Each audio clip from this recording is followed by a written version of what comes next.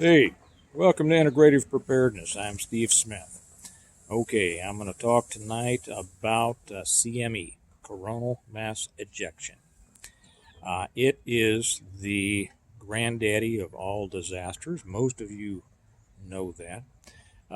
It is the biggest thing that can happen to the world as far as collapse, shutdown, and it is assured that it's going to happen. Okay, now how can I say that? I'm gonna tell you that in a minute. I guess a couple of weeks ago there was a couple of articles that came out about CME, and like always happens, people start to talk about it, and I think that that's very good. I think it's great. People need to be aware of this. Those who aren't aware of it need to be made aware of it. Those who are aware of it need to be made more aware of it and think about it a lot more than they do. A lot of the other channels out there, very good channels that I like, covered a little bit about it. I kind of waited to see what everybody else was going to put up. And not just that, I've been real busy the last couple of weeks. Has been about a year packed into 2 weeks. So, but not whining about it. I'm fortunate. It's all been great, and I thank God for the blessings. But I just haven't had a chance to do very much here on the videos. But anyway, the other channels covered this. They mentioned it to one degree or another. They, or maybe I should say, they are familiar or knowledgeable about CMEs to one degree or another. It's nobody's specialty for the most part except mine. So they did a good job, but there was a lot of semi-good information, a little misinformation, a little misunderstanding. Again, not the fault of the people doing it because it's not really their concentration. So I thought that I would come on here and really talk about what it is, why it's so dangerous, why everyone should prepare for it, and exactly what to expect from it. That's a lot to cover. For those of you who don't know, I've written 4 books on it. Okay, now it's a series, so it's not like 4 individual books, but it's four books. The Stone Moss series. I'm going to read something from one in a minute, but it took me 4 books to kind of cover, and I'm writing the 5th one now, to kind of cover all the different things that you would think about in a CME. And so to try to put this into a 20-minute video, it's just going to be impossible. So please, resist saying, well, but you didn't mention, or you didn't, but don't you, all that kind of stuff. I'll do what I can in about 20 minutes, and then go ahead and discuss it and leave the comments and ask questions if you want to. I haven't had time to answer any questions for a while, but I will if I can. Anyway, a CME is the one that everybody should worry the most about. It's not the most, on the rank of what's most likely to happen. Short term, it's not up at the top of the list. Long term, it is the top of the list, which you'll understand in just a minute. Like I said, the series of the books, the Stone Moss series, the first one where I talk about it, I explain exactly what happens, or what would happen, or what should be expected after a CME. It starts with the reversion. In the second book, I realized that there were a lot of people who really didn't understand, hadn't been aware of CMEs. So I put just a little blurb in the front, which I'll read now, that will kind of bring some people up to speed if they're not, and maybe remind others of things that they might have forgotten, and then I'll talk more about details about what's going on. Okay, in the preface of the Revival, that's book number 2 in the Stone Moss series, I say, on September 1 and 2, 1859, a solar coronal mass ejection, or CME, struck the Earth's magnetosphere, causing a geomagnetic storm witnessed around the globe. That's my kids running around behind me back there. We just got done eating a big spaghetti dinner, and now they're out playing. Another perfect night in America's suburbia. The northern aurora was seen as far south as southern Mexico and the southern as far north as Australia. Gold miners awakened in the middle of the night to prepare breakfast thinking it was daytime, and telegraph systems across America and Europe failed, shocking operators and setting papers on fire. Observed and documented by amateur British astronomer Richard Carrington, it was dubbed the Carrington Event. If a Carrington-class CME struck Earth today, it would destroy all electrical grids and electronic components worldwide. We would immediately be back to a world without electricity. A nuclear-induced electromagnetic pulse, or EMP, would have the same effect in its target area. In either case, and that's because the target area of a HEMP or a high-altitude EMP would be fairly directed. It would be either regional or continental. It wouldn't necessarily be worldwide. Well, it wouldn't at all be worldwide. The EMP Commission estimates that 90% of those in affected areas, which would be the world in the case of a CME, would be dead within 1 year from starvation, disease, accidents, and the violence that accompanies societal collapse. How probable is this? And this is the important thing to keep in mind. How probable is this? In their 2012 report, the American Geophysical Union projected a 12% chance that a Carrington-class CME would strike the Earth within the next decade. The chance of a nuclear-induced EMP attack from one of our global enemies, we have no way to know. Okay, so again, that's in the preface of the Revival, book number 2 in the Stoma series. A 12% chance, and then they go on and they figure that, well, each decade it's about a 12% chance. That doesn't necessarily mean that, each time, each decade, it becomes more of a chance. You statisticians out there understand that and can explain it. But what it does mean is that we have a 1 in 8 chance each decade of being hit with a Carrington-class CME. That means lights out worldwide. That means grid out worldwide. That means not only just no lights, no gas service, no water from, plants, anything. It takes us back to, and a lot of people have said it takes us back to the Stone Age. No, it doesn't. And I do want to do away with some of these misconceptions that a lot of people don't worry enough about it, and a lot of people think it's going to be worse than it actually would be. Although, 90% die-off, how much worse can you get than that, I guess, except 95 or 100%.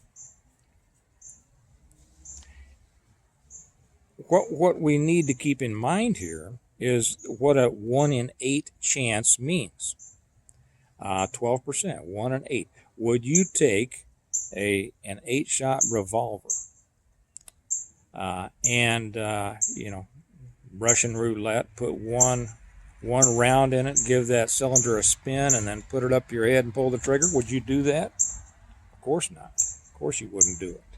But that's essentially what this is, a 12% chance. And this is not me saying it. It's not some guy that wrote some books.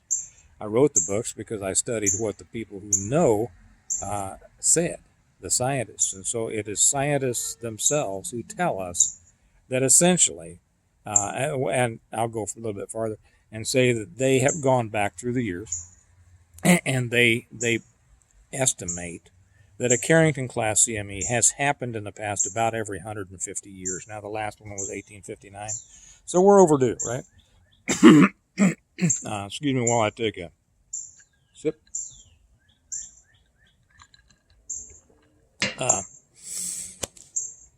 So we're overdue. Now, what would that set us back to? It wouldn't set us back to the Stone Age, and it wouldn't set us back to the Dark Ages. It had set us back to about early 1800s, okay, pre-electricity. Now, there would be many, many problems. Okay, you think about what a 90% die-off means. You think about the collapse that society accompanies that. and that's what my entire series of books is about, it would be horrendous. The cities would be horrendous. The suburbs would be not much better. The small towns, in some cases, might be a little bit better, and in other cases, not. But that's what I talked about. There's a lot more to this than we can get into within the confines of a 20-minute video. But I think what I want to stress is that we are guaranteed to have this. Okay, we're not guaranteed, as much as we all believe that it's happening and will continue to happen. We're not guaranteed that our country is going to collapse. Now, I know many people will say, "Well, yes, it is. It's already collapsed, and it's guaranteed." No, it's not. I've seen it worse than this, and people who are older than me have seen it worse than this. I know it sounds, nuts, but the pendulum does swing. Now, I believe that we are, going down into the ditch, but it's not an assured thing. Okay, tornado is not assured. A hurricane, depending on what it is, the Yellowstone caldera is not an assured thing. The havoc from the grand solar minimum is not an assured thing, but a CME is an assured thing.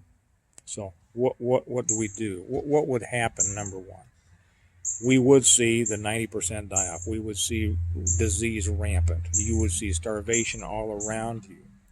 One of the reasons not to be in a populated area, to be honest, is so that you don't have to kill too many people. Because if you are prepared and you have enough food for you and your family, what are you going to do when the neighbors come over and need some food? That's a tough situation, and I know there will be people that will say, "Well, they're not getting any food." Well, yeah, that's right, because any can of food that I give them is a can that my kids may need in order not to starve to death. But it's still a hard decision to look at somebody and know that you're not giving them help that they need to survive. And so that's one of the main reasons, not only as well as the violence that can come along with societal collapse, not to be too close around other people. You need a lot of stored food and other preparedness items. And if you want to know what I suggest, I pretty much lay it out in the first book. Now, not everybody lives in the country, and to be honest, most people who live in the country aren't prepared. They're just not. I'd say that more people, I think that a greater number of people who live in the suburbs are prepared than live in the country, because I know a lot of people in both, and I see that it's about the same percentage. And so simply because there's more people in the suburbs, they're more prepared people. Now, where are they going to go? Here's a dirty little secret that a lot of people don't realize. A lot of people who live in the suburbs are aware of this, and they have a place to go. Okay?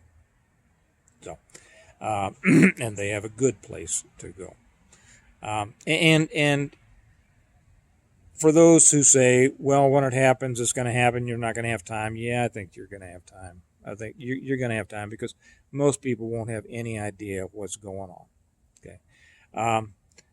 It'll take, a couple of days, and all this information is out there. You can get, you're aware of the just-in-time delivery system. You're aware that most people don't have more than a couple of weeks of food in their house, and that's if, you're counting the cracker crumbs and the ketchup packets in the back of the cabinet. And you're aware that the grocery stores will be wiped out within, a matter of days, maybe just a day or two. You're aware that the water stops flowing, and you're going to need to be able to process water. You're aware of these things. You're aware that there's not going to be any police protection. There's not going to be any fire protection. that when the imbeciles realize that there's no police out there, um, well, they're going to go at it. They're just going to go nuts, and then you know, good people are going to have to kill them in order to protect themselves, and it's going to be a very interesting situation. You're aware that people who depend on technology to keep them alive are going to die.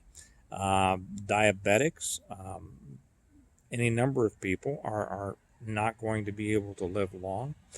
People who are older, people with comorbidities are going to have a real tough time unless they have people taking care of them. The elderly and the young are going to have to be taken care of and watched over, and I mean like they aren't now, really taken care of by those who are more capable. And that's going to put stresses that a lot of people aren't used to, and a lot of them just aren't going to do very well because, to be honest, you look around and see the kind of thing that throws people into a tizzy, and I say time and time again, some of these people need a real problem just to give them some perspective, because the things they think are real problems are not. And when a real one comes along, they're not going to be up to it. What happens over the first year is going to be almost impossible to describe. I've attempted to describe it. The neighbor teenagers come in, of course, playing their music. Makes you remember when you were a teenager, right? And opened your door, I like it. I like it, to be honest. It's the sound of happiness. It's the sound of young people growing up and doing what's fun. I'm not one of those old fogies that it bothers. But what's going to happen is going to be beyond what most people can possibly understand. I touch a little bit. I didn't get into a lot of the really gruesome stuff in my books. I didn't want to go down that path. The books really are about the collapse and the challenges, but they're more about preparing and what you do to make it through, and how you help other people, and how you create community, and how then you start to rebuild communities and society as a whole. And I think that's important because, like I said, we're not going back to the Stone Age. We may be going back before electricity and the great industrial revolution, but we haven't lost all the knowledge. Okay, we're going to have to rebuild, but the knowledge is still there, and we're not going to have to invent the everything that brought us the world we have today.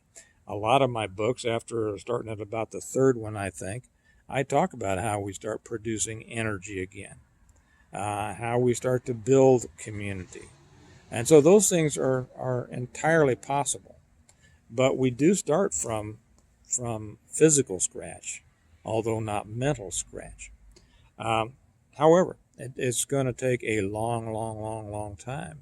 And then it's also a question of how much do we want to build back? There's a lot of us who think things just went too far. Maybe we don't like everything that's going on in the world today. Maybe we want to stop at a certain point and say, okay, that's enough, and keep it a simpler life. Usually you can't do that because you can't make a law that nobody can make something or invent something, and there will always be those who try to go the next step. As in my books, I have one person who starts building new vehicles, and they start producing, uncapping oil wells and refining gasoline and diesel and such. So the technology will come back because we have the knowledge, but it'll come back slowly. And it's during those times that there's going to be, and then you will have people. You'll always have groups. You'll have political groups. You'll have gangs. You'll have military. You'll have police. You'll have fire. You have every one of those power groups acting in different ways. Not all military is going to act the same way. Not all law enforcement is going to act the same way. Not all gangs are going to act the same way. They're going to try to establish their control over areas to make things, good for them. And there will be some who do it for good reasons and some who do it for very wrong reasons. There will be, and I'm just starting to get into this in the 5th book here. I touched a little bit on it in the 4th book, I think, in Appeal to Heaven. There will be widespread, I won't say that. There will be cannibalism. I didn't get into that a lot just because, I'd rather leave it to, I don't like to write real grotesque stuff. All of my books can be read in front of the family, and I've had a lot of people call me or email me and say how they've read my books to their kids, and it's a family endeavor for them, and I just love that. So I don't get into real grotesque stuff, but cannibalism will be, and another thing that will be that most people really don't think about is slavery. Slavery will be big.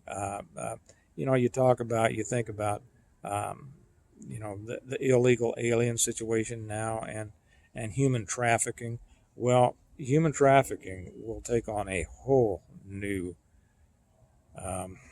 complexion after a CME. People will be bought and sold and used as currency in all different kinds of ways, and I do talk about that. So when you ask yourself what you should prepare for, my answer is always a CME.